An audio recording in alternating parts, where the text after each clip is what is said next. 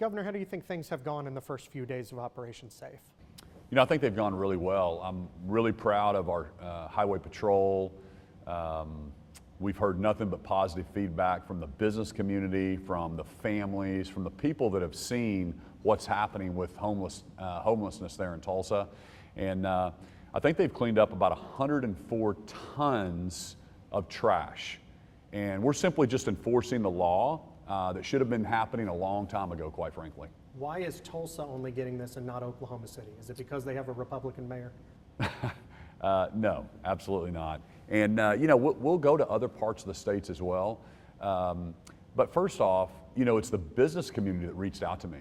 It's the people in Tulsa that had this outcry. They saw what was happening with the homelessness, and they basically said, Governor, we're not getting any help. Our businesses are being hurt. It's the biggest issue facing our state and our city, and please help us. And so we started there, but we're not foreclosing the you know, the decision to go anywhere else in the state. Matter of fact, I have people just on Saturday. I went to the Oklahoma-Michigan game, and people from Muskogee to Norman to South Oklahoma City to downtown Oklahoma City have begged us to come help them.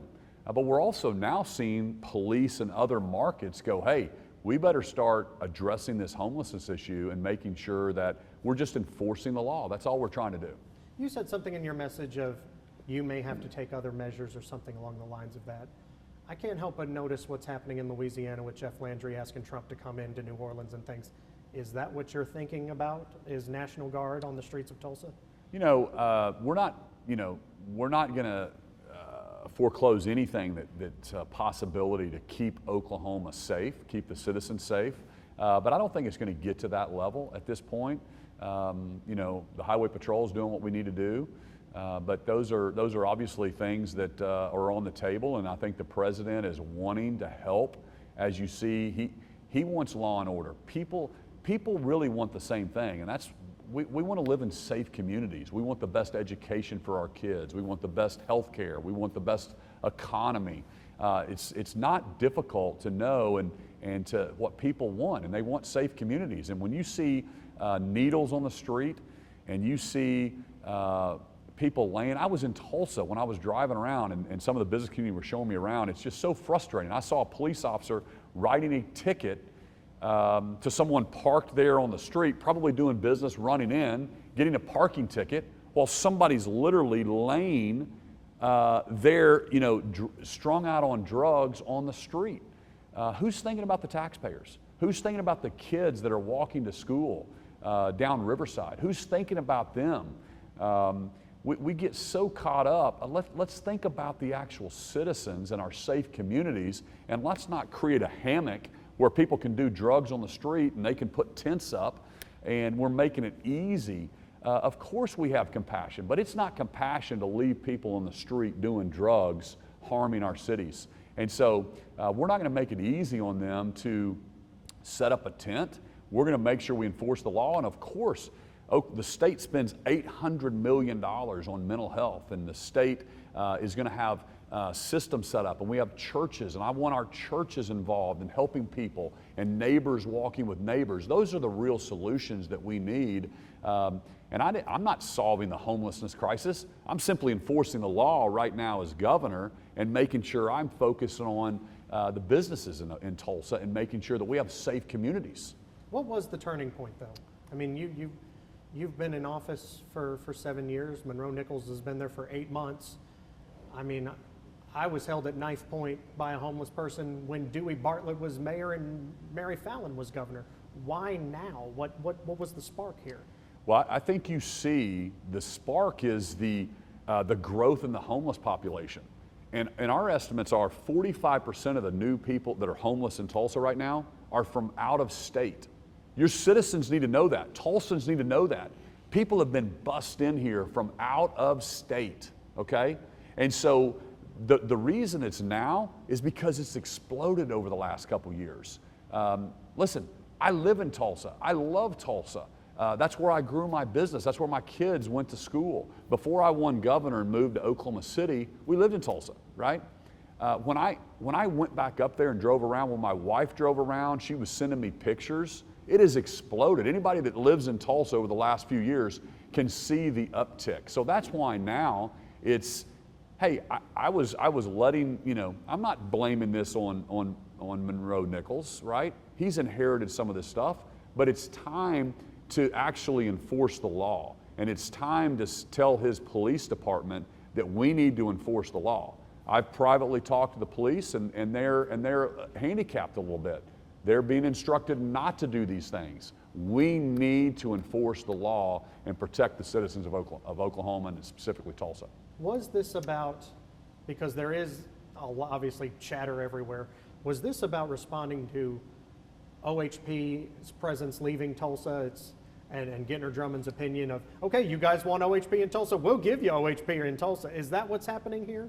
Well, first off, I'm glad you asked me that question. That is, whoever said that the OHP is leaving Tulsa is 100% not true, okay? 100% not true. The troop is still in Tulsa. The Highway Patrol has Troop A in Oklahoma City. I think it's called Troop B in Tulsa. And they're still there. They still are writing the same DUIs. They're patrolling the streets. They're patrolling the highways. They're writing tickets. The only thing the Highway Patrol is not going to do in Tulsa and Oklahoma City is respond to fender benders. Did you know that? That's the only thing. They're still there. They're still enforcing the law. They're still going after bad guys, okay? So that is simply not true. That is either the media or somebody that's running for political office trying to get their name in the headlines. Highway Patrol is in Tulsa. So of course that's not true. But my resource to protect Oklahomans is the Highway Patrol. So when the municipal police that's run by the mayor is not going to do it, then the governor's going to do it. And that's why we went into Tulsa to clean up what we can control, which is the state, the underpasses, the state property, the federal buildings. Do you know we had a federal judge got attacked in downtown Tulsa? One of our district judges, excuse me, not a federal judge, one of our district judges in one of the state buildings. So that's where I said, hey, enough's enough. We're going to clean up the streets. But Monroe's only been there for 8 months. He does have some homeless plans he's putting in place. Where's that wiggle room there to give him the room to do what he promised on the campaign trail last fall? Is there any kind of patience to let him implement something like that? It took me 2 days, one weekend, and we've cleaned up 104 tons of trash. It doesn't take you 8 months. And some 2030 plan to build housing. Let me just tell you something. Here's the honest truth. You can never build enough housing for homeless. Okay, more are going to come, more are going to come. If you build this amount of housing, more are going to come, okay? Especially when 45% of the homeless in Tulsa right now are from out of state, okay? So I'm going to call a spade a spade. We're going to protect the taxpayers and we're going to protect the business owners of Tulsa. What about Williams? What about Quick Trip? What about downtown businesses? What about restaurant owners that go spend everything they have and their life savings to open a business, and now nobody wants to go to their business because you got homeless on the street? What about them? Let's enforce the law. That's all we're doing.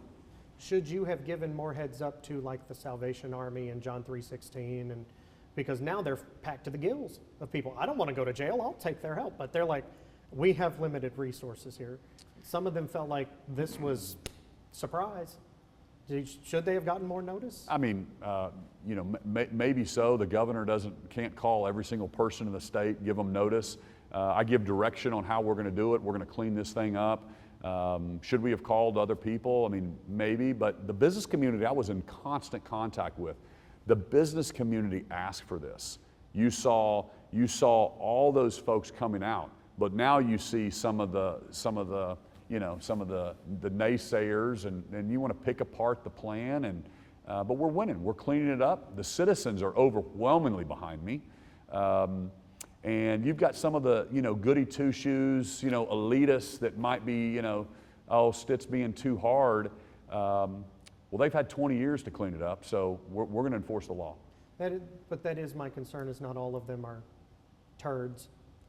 Some of them are people who have serious problems. Some of them do go to work. There's statistics out there shows, I think, a good chunk of them do go to work. They don't make a livable wage, so they have to live on the streets. But have we lumped in all of the homeless into this bad category of just slobs and pigs, when some of them really are just good people caught up in a bad situation? Absolutely. Nobody's used those words until you've used them right now with me. So 100%, there's people that have fallen down their luck, and that's why we have churches and we have nonprofits and we have the good folks. I just talked to another businessman in Tulsa who's been focused on this issue for the last 20 years. We've talked to, I think, the city and some of the nonprofits want to get some more housing outside of Tulsa. We're all on board with that. 100% agree. People are going to need help. We're going to continue to fund, and we're going to fund mental health more next year than we did last year. So we understand people need help, right? We're just saying that you're not going to live in tents. You're not going to be doing drugs on our street. You're not going to be doing crime. And the people that want help, there are programs out there to help them. And matter of fact, we'll be happy to give you a list of those. Those people can call those folks. There's all kinds of programs that want to help people get back on their feet. I can give you 100 churches in Tulsa that would love to circle around in little small groups that would adopt someone to try to get them on their feet and get them a job, get them back into an education. We spend so much time trying to get people retrained, get them back into the workforce. There's a lot of programs out there that we would love to help them, but we're not going to allow you to live on the street, to do drugs, to break the law, to live under an overpass. And you have to admit that some people, this is a lifestyle choice. And when you shut it down here, guess what? They're going to go to another city that's more welcoming, that's going to allow them to put their tents up on the street, to do drugs, to continue to do that, because they're not at rock bottom yet. Sometimes you have to hit rock bottom before you really want the help that you need. And we're just going to make them, we're going to get them there quicker in the city of Tulsa. How many more days of intense cleanup do you expect? Well, I think they'll be done sometime this coming week, but we'll be back because we're going to go back and make sure that they don't set up again, and we're going to make sure that they're not going back to their same ways, and we may have to do that 2 or 3 times, but they will get the hint and they will be out of the city of Tulsa. And you'll see those 45% that have come in from out of state, they're going to go back to where they think it's easier. There is a communication network with the homeless that do this full time, and they know which cities are more lenient, okay? I mean, go to Oregon, go to Portland, go to Los Angeles, go to San Francisco. You'll see these cities that are really setting up and feeding them 3 meals a day and letting them set up their tents and letting them do that. When you were in D.C. during the Biden administration, I don't know if you ever went there, but I'd love for Tulsans to come with me to D.C. during the Biden administration and literally see tents on the street all over the place. They're not there anymore, okay? Why? Leadership. President Trump has said, we're not going to allow it. We're not going to allow you to break the law and harm all the businesses. We're going to make sure that you get the help you need if you want the help, but if not, you're going to have to go somewhere else. And that's kind of what we're saying in Tulsa. So, as far as there will be patrols at these places, it's not the coast is clear, come on back kind of situation. Is that right? Yeah, I mean, we're not going to be patrolling 24/7, but we will come back. I don't know if you've seen the videos, but the trash and we had to use, John Deere backhoes and the different skid steers to clean up 104 tons of trash at this point. I think there's 11 more sites that we're getting to.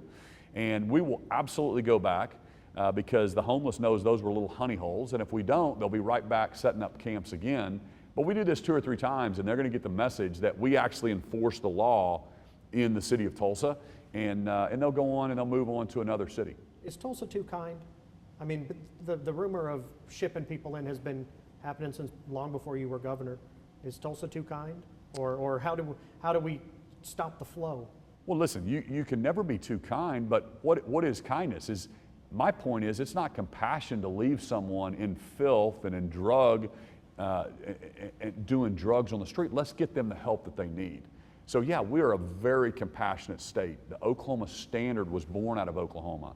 And we've got a great nonprofit community. We've got a great church community that are really ministering and witnessing to people on the streets and trying to get people the help that they need. So I'm not going to say we're not Tulsa, we want our community to be kind, but I guess that may be a political difference. Maybe some people that are criticizing what I do, they think kindness is leaving them in these dumps, living in a tent in the woods doing drugs. I disagree with that, but if that's their opinion, the people that are criticizing me, that's what they think kindness is. They're saying I'm not being kind. Well, I would just say back to them, you're not being kind. So we can have that debate, and I would love Oklahomans and Tulsas to think about that. And we are being kind because we're getting the people the help they need, and we're not letting them live in that situation. Anything else you'd like to mention, Governor? I'm out of time. I'm good. Thank you so much. I Thanks, appreciate man. it. Thank you. Thank you.